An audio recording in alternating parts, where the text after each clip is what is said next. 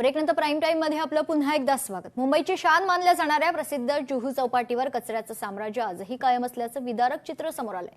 बृहन्मुंबई महानगरपालिका प्रशासनाकडून जुहू चौपाटी पूर्णपणे साफ झाली असल्याचे दावे करण्यात आले होते।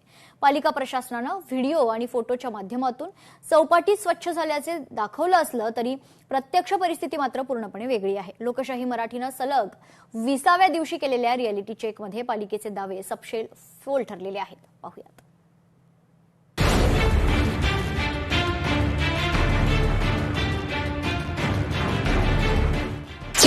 जुहू चौपाटीवर कचऱ्याचे साम्राज्य कायम। पालिकेच्या स्वच्छतेच्या दाव्याची लोकशाही मराठीने केली पोलखोल। लोकशाही मराठीकडून राजकीय नेत्यांना चौपाटीवर येण्याचे आवाहन। मुंबई पालिकेने चौपाटी चकाचक केल्याचे भासवत प्रसिद्ध केलेला व्हिडिओ आणि फोटोंवर आता स्थानिक आणि पर्यटकांकडून सवाल उपस्थित केले जात आहेत। प्रत्यक्षात चौपाटीवर ठिकठिकाणी कचऱ्याचे ढीग साचलेले दिसतात। दुर्गंधीमुळे पर्यटकांसह स्थानिक रहिवाशांचे जगणे हैराण झाले। पालिकेच्या या कारभारावर मुंबईकरांनी तीव्र चिंता आणि संताप व्यक्त केलाय। यावर आढावा घेतला आमच्या प्रतिनिधी मीनाक्षी म्हात्रे यांनी। आपण पाहतोय की मागच्या अनेक दिवसांपासून प्रसिद्ध अशा आणि मुंबईची शान असलेल्या जुहू चौपाटीवरती कशा पद्धतीत कचऱ्याचं साम्राज्य पसरलेलं आहे। आजचा 20वा दिवस उजळलेला आहे।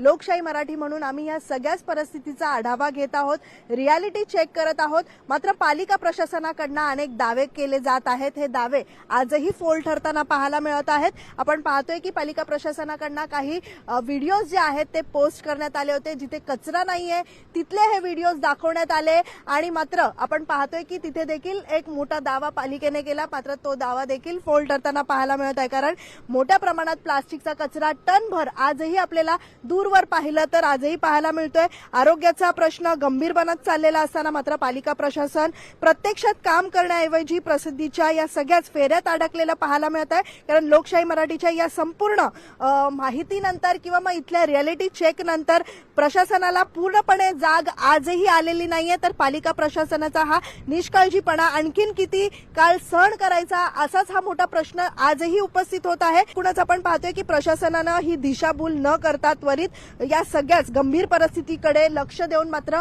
कचरा लवकरात लवकर हटवावा अशी विनंती आता नागरिकांकडून केली जात आहे। खरं तर आपण पाहतोय की या सगळ्याच भीषण परिस्थितीचा लोकशाही मराठी म्हणून आम्ही मागच्या 20 दिवसांपासून आढावा घेत आहोत। आता तरी पालिका प्रशासनाला पूर्ण जाग येते का? आज तरी महापौर या फिरकतात का जुहू चौपाटीवरती? हे देखील पाहणं महत्त्वाचं राहणार आहे।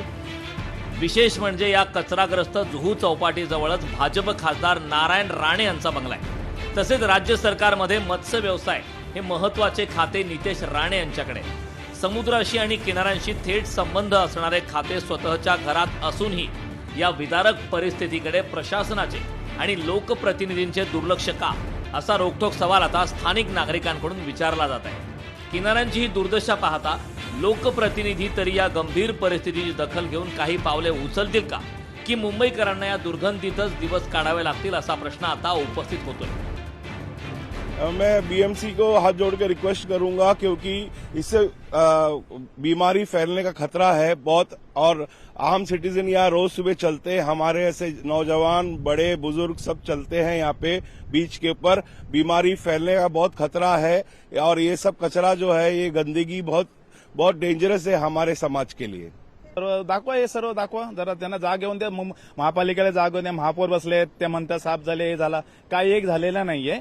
फक्त एक दुसऱ्यावरती चिखलफेक करायचे धंदे चालू आहेत, बाकी काही एक झालेलं आहे। ते ट्रॅक्टर घेऊन येतात, त्याच्यामध्ये भरतात आणि भरून तो जाऊन त्या दांडा साईडला, ब्रिजच्या त्या साईडला जसं काही लपवून ठेवलेला कचरा आहे तिथे किती आता जमलेला आहे, तो अजून मी टाकला नाही। या लोकांना बोलतो की तुम्ही जावा त्या साईडला, तिथे बघा किती जमा झालाय त्याचा कचरा। त्रास तर होतोच, पण दरवर्षी हेच आहे, किती कचरा येतो, परत ते ढिगारे करतात, परत तो भरतीला टिकून जातो। ओटी भरतील असं, त्याच्यामुळे ते सगळं साफ करायला पाहिजे आणि त्यामुळे ते डंपर वगैरे भरून जातात ना, असताना आम्ही डोळ्याने बघतो कचरा जमा होतो, पण एका ठिकाणी गेल्यानंतर भरती आल्यानंतर त्याच भरतीला परत पाणी कचरा समुद्रात जातो। अब या तो इतने हेल्पलेस ये लोग हो गए हैं कि इनको लगता है हम कर ही नहीं सकते हैं। चाहे राणे साहब भी इतने बड़े नामी नेता हैं, अगर वो भी हताश हो गए तो फिर भगवान ही मालिक है, क्या होगा। लेकिन मेरा अभी भी हम लोगों का ये मानना है कि अगर दुनिया के सब बीच साफ रह सकते हैं तो हमारा बीच क्यों नहीं साफ रह सकता, हमारा जुहू क्यों नहीं साफ रह सकता? इतना तो मिनिमम हम लोग डिजर्व करते हैं ना।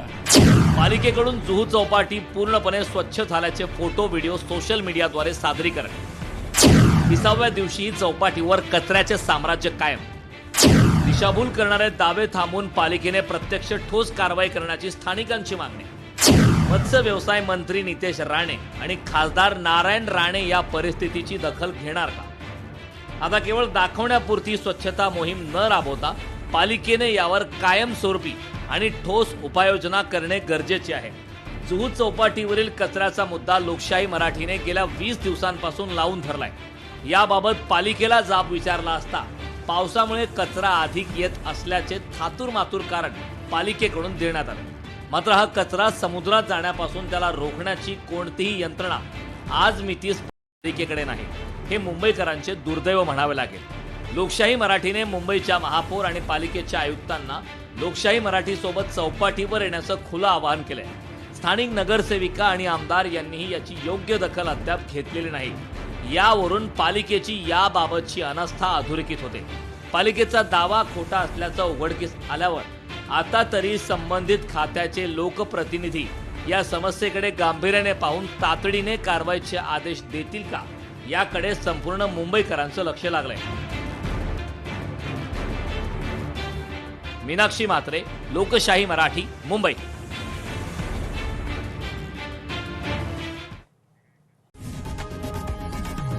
लोकशाही मराठी ऐका, पहा, जागरूक रहा.